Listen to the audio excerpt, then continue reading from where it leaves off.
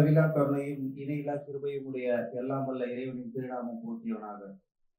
சாந்தி சமாதானம் இறை தூதர்கள் மீதும் இறுதியாக வந்த இறை தூதரின் மீதும் அவரை பின்பற்றி வாழ்ந்த தோழர்கள் மற்றும் தோழியர்கள் மீதும் இறை நல்லடியார்கள் மீதும் உலகில் உள்ள அனைத்து ஜீவராசிகளின் மீதும் உங்களின் மீதும் என் மீதும் இறைவனுடைய அருளும் பாக்கியமும் சாந்தியும் சமாதானமும் என்றென்றும் நிலவட்டுமாக என்று சொல்லிக்கொண்டு இந்த அருமையான காலை பொழுதை கொடுத்த இறைவனுக்கு கோடான கோடி நன்றிகளை தெரிவித்த வண்ணமாக என்னுடைய உரையை ஆரம்பம் செய்கின்றேன். இந்த டாபிக் நம்ம பார்த்தோம்னா சவுண்ட்ஸ் டாபிக்கை வந்து பார்க்க போறோம். சத்தம், ஒலி.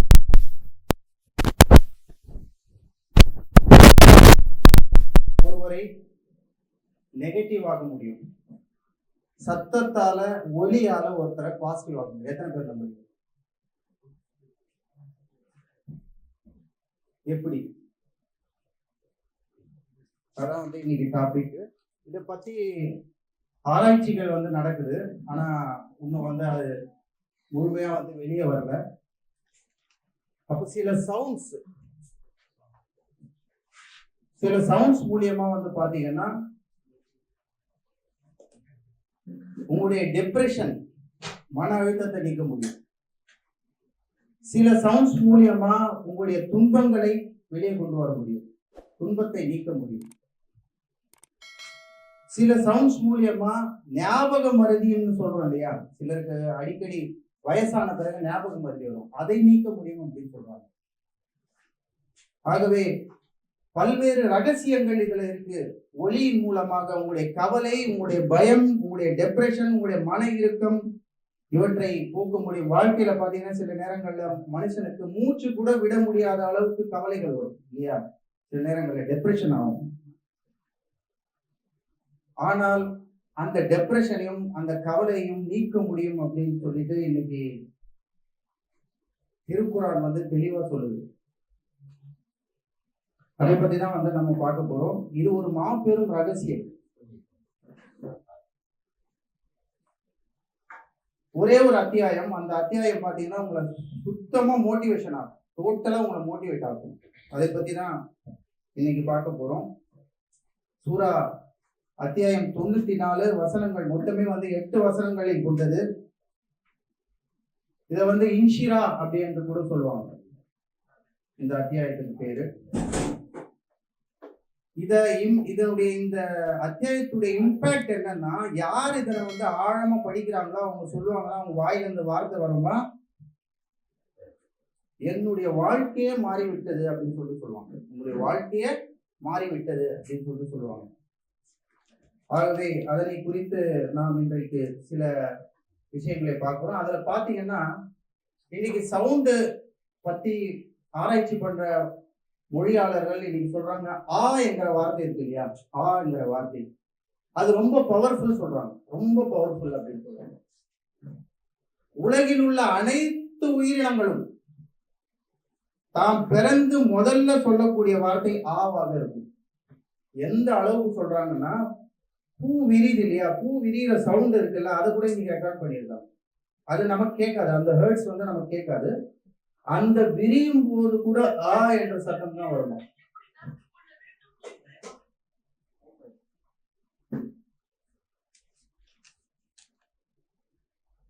அப்போ சில எழுத்துக்கள் அதெல்லாம் நீங்க பாத்தீங்கன்னா குரான்லயே வந்து பாத்தீங்கன்னா ஆ என்ற வார்த்தையில இருந்து ஸ்டார்ட் ஆகும். நம்ம குரானை ஓதுவதற்கு என்ன பண்ணுவோம், அஷ்ஹது அன் லா இலாஹா இல்லல்லாஹு வஹ்தஹு லா ஷரீக லஹு வ அஷ்ஹது அன்ன முஹம்மதன் அப்படின்னு சொல்லி தான் ஸ்டார்ட் பண்ணுவோம் இல்லையா, ஷைத்தானை விரட்டுவதற்கு. அல்லாஹ் என்கிற வார்த்தை ஆல் அந்த ஆரம்பமாகும். அலிஃப் லாம் மீம் ஆல் அந்த ஆரம்பமாகும். அல்ஹம்துலில்லாஹ் முக்கியமான வார்த்தைகள் நான் சொல்றேன், நிறைய வார்த்தைகள் இருக்கு, சில முக்கியமான வார்த்தைகளை சொல்றேன். ஆல் அந்த வந்து ஸ்டார்ட் ஆகும். அவுது பில்லாஹி மினஷ் ஷைத்தானிர் ரஜீம் ஆல் அந்த வந்து ஸ்டார்ட் ஆகும். அஸ்தக்ஃபிருல்லாஹ் ஆல் அந்த ஸ்டார்ட் ஆகும்.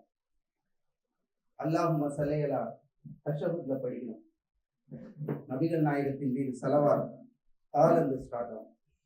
ஆயத்துல் குர்சி இறைவனுடைய அத்தாட்சிகளை பெருமைகளை சொல்லக்கூடிய, அதுலயும் பாத்தீங்கன்னா உள்ள அல்லாஹு லா இலாஹா அப்படின்னு தான் ஸ்டார்ட் ஆகும், ஆல் அந்த ஸ்டார்ட் ஆகும்.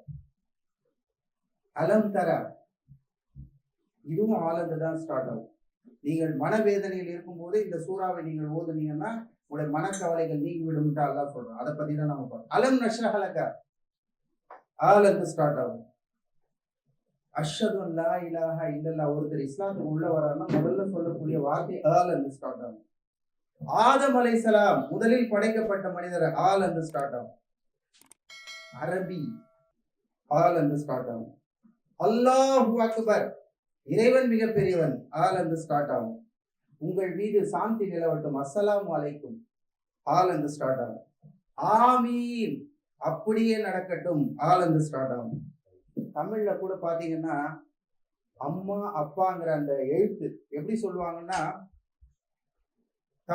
தமிழுடைய ஒரு சிறப்புல வந்து சொல்லும் போது அம்மா என்ற உணர்வில் உருவானது தமிழ், ஆப்பிள் என்ற உணவில் உருவானது ஆங்கிலம்னு சொல்லுவோம். ஆலந்து ஸ்டார்ட் ஆகும். திருவள்ளுவர் எழுதும் போது அகர முதல எழுத்தெல்லாம் ஆதி பகவன் அப்படின்னு சொல்லிட்டு அதுவும் ஆலந்து தான் ஸ்டார்ட் ஆகும். ஆஹிரா இறுதி நாள் ஜட்ஜ்மெண்ட் டே அதையும் ஆலந்து தான் ஸ்டார்ட் ஆகும். இறைவனுடைய சன்னிதானம் அர்ஷ் என்று சொல்கிறோமே அதுவும் ஆலந்து தான் ஸ்டார்ட் ஆகும். அமலன் சாலிஹா ஆலந்து தான் ஸ்டார்ட் ஆகும். அமீருல் மோமினின் என்று சொல்லுகிறோமே தளபதி அதுவும் ஆலந்து தான் ஸ்டார்ட் ஆகும். தமிழ்ல பிஸ்மில்லாஹிர் ரஹ்மானிர் ரஹீம் அளவற்ற அருளாளன் அப்படின்னு சொல்லிட்டு அதுவும் பாத்தீங்கன்னா ஆலந்து தான் ஸ்டார்ட் ஆகும். அல்லாஹ்வை பத்தி சொல்லும் போது அகிலத்தாரின் அதிபதினு சொல்லுவோம். அதுவும் ஆலந்து தான் ஸ்டார்ட் ஆகும். அகிலங்களுக்கெல்லாம் இவர் அருட்படையாக நாம் நபியை அனுப்பினோம் அப்படின்னு சொல்லிட்டு அல்லாஹ் சொல்லுவோம். அதுவும் ஆலந்து தான் சொல்லுவோம். அஷூரா இப்போ கொஞ்ச நேரத்துக்கு முன்னாடி படிச்சாங்க கலந்து ஆலோசித்தல் அதுவும் பாத்தீங்கன்னா என்ற அந்த சவுண்ட்ல இருந்து தான் ஸ்டார்ட் ஆகும். அத்தாரிக் நட்சத்திரத்தை பற்றி சொல்லி இப்படி நிறைய சவுண்ட்ஸை வந்து நம்ம சொல்லிட்டே போறோம். ஆகவே சில சவுண்ட் சில வார்த்தைகள் உங்களுடைய உள்ளங்களுக்கு சென்று அது உங்களுடைய கவலையை நீக்கும் என்று இறைவன் வந்து சொல்கிறான். அதுதான் வந்து அலம் நஷ்ரஹ் லக சத்ரக. இதை வந்து எடுத்து ஆராய்ச்சி பண்றாங்க இன்னைக்கு. அப்போ சொல்றாங்க நரம்பியல் வீக்கா இருக்கிறவங்க, அடிக்கடி ஞாபக மறதி ஏற்படுறவங்க, டெப்ரெஷன்ல இருக்கிறவங்க, கவலையில இருக்கிறவங்க, துக்கத்துல இருக்கிறவங்க, பிரச்சனைகள்ல இருக்கிறவங்க இந்த அத்தியாயத்தை தொடர்ந்து படிக்க வேண்டும் என்று ஆராய்ச்சிகள் சொல்லுது. அந்த ஆராய்ச்சிகள் இன்னும் வெளியே வரல, ஆய்வுல தான் இருக்காங்க. ஆகவே வந்து பாத்தீங்கன்னா அந்த அத்தியாயத்துல வந்து இறைவன் முதல்ல சொல்றான் அலம் நஷ்ரஹ் லக சத்ரக. நபியே நாம் உம்முடைய இதயத்தை உமக்காக விரிவாக்கி தரவில்லையா அப்படின்னு சொல்லி கேட்கிறோம். உம்முடைய இதயத்தை இது எப்போ நடக்குதுன்னா மக்காவுடைய ஆரம்ப காலம், எதிர்ப்புகள் நிறைந்த காலம், சமூக எதிர்ப்புகள், கேலிகள், துன்பங்கள் அனுபவித்துக் கொண்டிருந்த சமயம், நபித்துவ பொறுப்பு மாபெரும் சுமையாக இருந்த சமயம், ஆதரவாளர்கள் மிக குறைந்து இருந்த சமயம், மன அழுத்தமும் தனிமையும் அதிகமாக இருந்த சமயம். நபிகளார் அவர்களுக்கு அல்லாஹ் கூறுகின்றான், சுமையை தாங்கும் சக்தியை நாமே கொடுத்தோம் உங்களுக்கு, மன அழுத்தத்தை நீக்கி அமைதியை கொடுத்தோம். அலம் நஷ்ரஹ் லக சத்ரக வவஸஅனா அன்க விஸ்ரக். மேலும் உம்முடைய சுமையை உம்மை விட்டும் நாம் இறக்கி வைத்தோம் அப்படின்னு சொன்னோம். எப்படி? உங்களுடைய சுமையை, உங்களுக்கு அழுத்தி கொண்டிருந்த சுமையை உங்களை விட்டும் நாமே நீக்கினோம். அந்த சுமை எப்படிப்பட்டது தெரியுமா? அது உங்களுடைய முதுகை முறித்து கொண்டிருந்தது என்று சொல்லுவாங்க. உங்களுடைய முதுகை முறித்து கொண்டிருந்தது. ஆகவே நம்மளால கடுமையான சுமை என்று நினைக்கக்கூடியதை அல்லாஹ் வந்து இலகுவா மாற்றக்கூடிய சக்தி இறைவனுக்கு இருக்கிறது அப்படின்னு சொல்றாங்க. மேலும் உமக்காக உங்களுடைய புகழினை நாம் உயர்த்தினோம். யாரு? நபிகள் நாயகத்தை பார்த்து சொல்றோம், உமக்காக உம்முடைய புகழை நாம் உயர்த்தினோம். எப்படி? இன்னைக்கு உலகம் முழுவதும் பாத்தீங்கன்னா பாங்களாவுடைய பேர் வந்து ஒழிக்கப்படும். அதான் என்று சொல்கிறோமே, அதுல வந்து தொழுகையில் அவருடைய பேர் உச்சரிக்கப்படும். அவர் மீது சலவாத் அருட்பேரினை சொல்லுவது நமக்கு கட்டாய கடமையாக்கப்பட்டுள்ளது. ஆகவே இப்படியாக இறைவன் அவருடைய பெயரை உயர்த்தி இருக்கிறான். நீங்களும் அல்லாஹ்வை முழுமையாக நம்பும் போது உங்களுடைய முயற்சிக்கும் இறைவன் ஒரு நாள் அந்த முயற்சியை உயர்த்துவான் என்பதுதான் அதுக்கான அர்த்தம். என்று சொல்கிறார். உண்மையில் சிரமத்துடன் இலகு, 2 வாட்டி சொல்றான் இறைவன், 2 வாட்டி சொல்றான். உண்மையில் சிரமத்துடன் இலகு இருக்கிறது, திண்ணமாக சிரமத்துடன் இலகு இருக்கிறது. கஷ்டம் சோதனைக்கு பிறகு இலகு என்று சொல்ல, நல்லா கவனிக்கணும். கஷ்டம், சோதனை, அதுக்கப்புறமா இலகுன்னு சொல்ல, அந்த சிரமத்துடன் தான் இலகும் இருக்கிறது அப்படின்னு சொல்றோம். ஆனா மோஸ்ட்லி முஸ்லிம்கள் வந்து இதை கவனிக்கிறாங்களா அப்படின்னா ரொம்ப ரொம்ப கேர்லெஸ்ஸா தான் இருக்காங்க. எந்த அளவுக்கு சொன்னா பாசிட்டிவை வந்து பார்க்க மாட்டாங்க, நெகட்டிவை தான் வந்து அவங்க அதிகமா பார்ப்பாங்க. நெகட்டிவ்ங்கிறது பவர் இல்லை, ஆனா இவங்க அதை பவரா நினைப்பாங்க. எப்படி நெகட்டிவ பவரா நினைப்பாங்க, அததான் சக்தியா நினைப்பாங்க, அது பவர்ஃபுல் நினைப்பாங்க. அதனாலதான் பாத்தீங்கன்னா நீங்க சோகமா இருந்து பாருங்க, நீங்க கஷ்டத்துல இருந்து பாருங்க, நீங்க முழுசா ஒரு நாள் ஃபுல்லாவே வந்து பாத்தீங்கன்னா உங்களால ஒண்ணுமே செயல்பட முடியாது. சொல்லுவாங்கல்ல தமிழ்ல, ஒரு அடி அடிச்சிருந்தா கூட பரவாயில்ல, அவங்க இப்படி பேசிட்டாங்க, அவன் இந்த வார்த்தை என்னால தாங்க முடியல அப்படின்னு சொல்லுவாங்க. அதனால நெகட்டிவ் வந்து பாத்தீங்கன்னா ரொம்ப பவர்ஃபுல். அவன் அப்படிதான் நினைப்பான். யாராவது திட்டான், இன்னைக்கு ஒரு நாள் ஃபுல்லா சோகமா இருப்பான், ஏதோ கவலை வந்து விட்டா சோகமாயிடுவான். இதே வந்து பாசிட்டிவ், நீங்க ஏதோ ஒன்று அச்சீவ் பண்ணிட்டீங்க, ஏதோ ஒன்று கோல்ல வந்து அச்சீவ் பண்ணீங்க, ஏதோ ஒரு விஷயத்தை அடைந்து விட்டீர்கள், 1/2 மணி நேரம் 1 மணி நேரம் தான், அதுக்கு மேல கிடையாது. 1/2 மணி நேரம் 1 மணி நேரம் தான், அதுக்கு மேல கிடையாது. ஆகவே 2 முறை சொல்றான், கஷ்டத்துடன் இலகு இருக்கிறது என்று. அறிஞர்கள் சொல்கிறார்கள், 2 இலகு, ஒரு கஷ்டம் வந்தா இறைவன் 2 இலகை கொடுப்பான் உங்களுக்கு, நீங்க நல்லா கவனிச்சு பாருங்க. இங்க வந்திருக்கவங்க எல்லாரையுமே கேட்கிறேன், 10 வருஷம் 15 வருஷத்துக்கு முன்னாடி இருந்த அதே வாழ்க்கை இப்போ வாழ்றீங்களா? இப்போ சிறப்பா இருப்பீங்கல்ல? யோசிச்சு பாருங்க. என்னையும் சேர்த்துதான் நான் சொல்றேன். நான் இருந்த காலகட்டம், நான் தான் என் வீட்டிலேயே கம்மியா படிச்சது, ஆனால் இன்றைக்கு இறைவன் என்னை மிக சிறப்பான இடத்துல வச்சிருக்கான். என்னுடைய குழந்தைகளை சாலிகான குழந்தைகள், சாலிகான மனைவி எனக்கு கொடுத்திருக்கான். அது போல எல்லாருடைய வாழ்க்கையிலையும் இருக்கும். அதனாலதான் ஒரு சிரமம், ஆனா 2 இலகு கொடுக்கறதா வந்து இறைவன் வாக்களிக்கிறான். அதனால கஷ்டத்திலேயே யாருமே இருக்க மாட்டோங்க, யாரையும் கஷ்டத்திலேயே வச்சிருக்கவே மாட்டான்ல. அப்படி இல்லைன்னா மிகச்சிறந்த இடத்தை உங்களுக்கு மறுமையில கொடுப்பான். இந்த இடத்துல கஷ்டப்பட்டீங்கன்னா மிகச்சிறந்த இடத்தை கொடுப்பான், நீங்க எதிர்பார்க்காத அளவு கொடுப்பான். அதான் வந்து சைக்காலஜில நீங்க சொல்றாங்க, நீங்க நல்லா பாருங்க, ரீவைண்ட் பண்ணி பாருங்க உங்க லைஃப. ஃபர்ஸ்ட் இருந்த மாதிரியே யாராவது இருக்கீங்களா? யாருன்னு சொல்ல மாட்டீங்க, நல்லா இருப்பீங்க, இப்ப அதை விட சிறப்பா இருப்பீங்க. ஆகவே அவனுக்கு கிராட்டிடியூட் பண்ணுங்க. கடைசியா சொல்றான், இப்படி இருந்து நீங்கள் ஓய்வு பெறும்போது வணக்க வழிபாட்டில், கடும் உழைப்பில், நல்ல செயலில் முனைப்புடன் செயல்படுங்கள் என்று நபிகளாரை பார்த்து, காலத்தை வீணாக்காதே.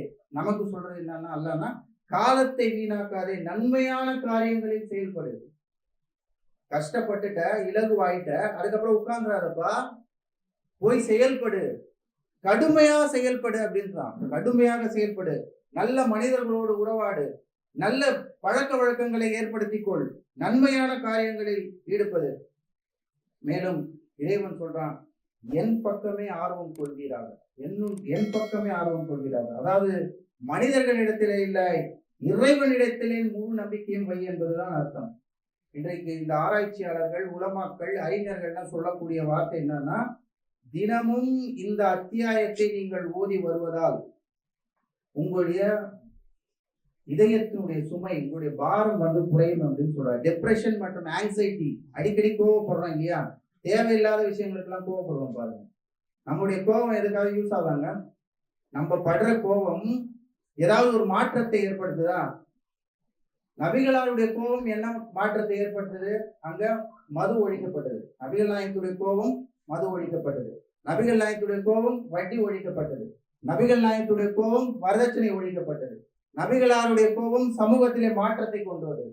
நபிகளாருடைய கோபம் பெண்களுக்கு அடிமைத்தனத்திலே இருந்து விடுதலை.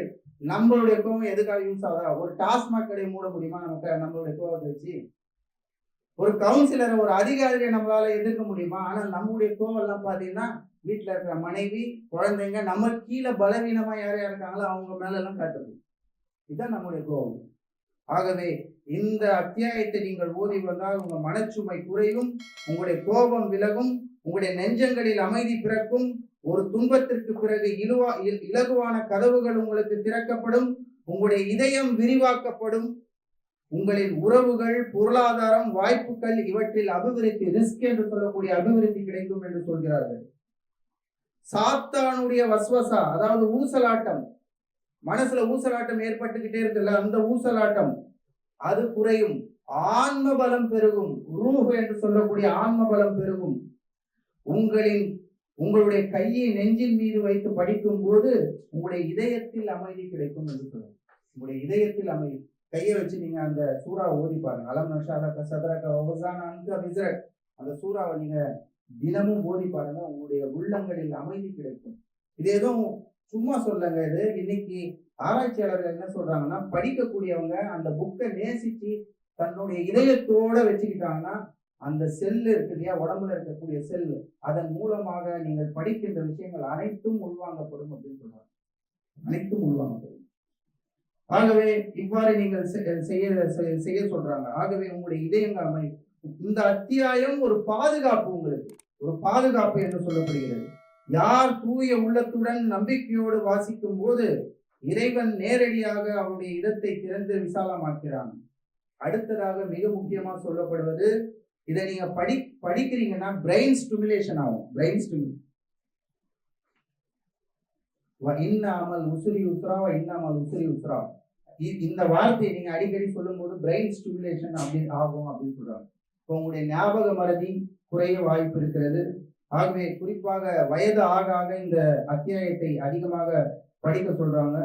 இந்த அத்தியாயத்தை படிப்பதற்கு முன்னால் நீங்கள் உரு செய்துவிட்டு குறைந்தது ஒரு நாளைக்கு, இதெல்லாம் ஹதீஸ் புக்ல வரலங்க, இப்போ ஆராய்ச்சியாளர்கள் சொல்லக்கூடிய ஒரு 100 தடவை படிக்க சொல்றாங்க. 100 தடவை படிக்க முடியலையா பரவாயில்ல, 11 தடவையாவது நீங்கள் படியுங்கள் என்று சொல்றாங்க. படிக்கும் போதே பாவ மன்னிப்பு கேளுங்கள். இறைவா, என்னுடைய இதயத்தை இதன் மூலமாக திறந்து விடு, என்னுடைய சுமையை நீக்கு, இதை எனக்கு இலகுவாக்கிவை அப்படின்னு சொல்லிட்டு நீங்கள் இதனை 11 முறை தினமும் படிக்க வேண்டும். குறிப்பாக காலை நேரங்களில் நீங்கள் படித்தால் 7 அல்லது 8 நாட்களில் வித்தியாசத்தை நீங்கள் காணலாம் என்று சொல்கிறார்கள். ஆகவே மனம் லேசாக, துன்பங்கள் குறைவதற்கும் சமாளிக்கும் திறன்கள் உங்களுக்கு வரும். ஆகவே இறைவனிடத்தில் நீங்கள் லேசாகி அந்த துன்பங்கள் லேசாகும் போது சமாளிக்கின்ற திறன் உங்களுக்கு அதிகமாக வரும். புது வழிகள் தென்படும். ஆகவே இதனை இறைவன் இதுல இந்த அத்தியாயத்தில் சொல்கின்றான். நேரடி செய்தியாக என்ன சொல்றான்னா, நான் உங்களோடு இருக்கின்றேன், கவலைகளை நீக்குபவன் என்னை தவிர வேறு இல்லை என்கின்ற ஒரு வாக்குறுதியை இதன் மூலமாக தருகின்றான். இறைவனுடைய திருப்புறத்தை நாடியவர்களாக நீங்களும் நானும் இந்த அத்தியாயத்தை வீட்டிற்கு சென்று ஒன்றுக்கு பல முறை நீங்கள் ஆழ்ந்து படிப்பீர்கள் என்றால் நிச்சயமாக இதன் மூலம் உங்களுக்கு மிகப்பெரிய படிப்பினை இருக்கிறது. இதன் மூலம் ஆராய்ச்சியாளர்கள் நமக்கு பல்வேறு விஷயங்களை சொல்லியிருக்கிறார்கள் என்று சொல்லிக்கொண்டு இந்த வாய்ப்பை கொடுத்த இறைவனுக்கு நன்றி கூறியவனாக எனது உரையை முடித்துக் கொள்கிறேன். எல்லா புகழும் இறைவன் ஒருவன்.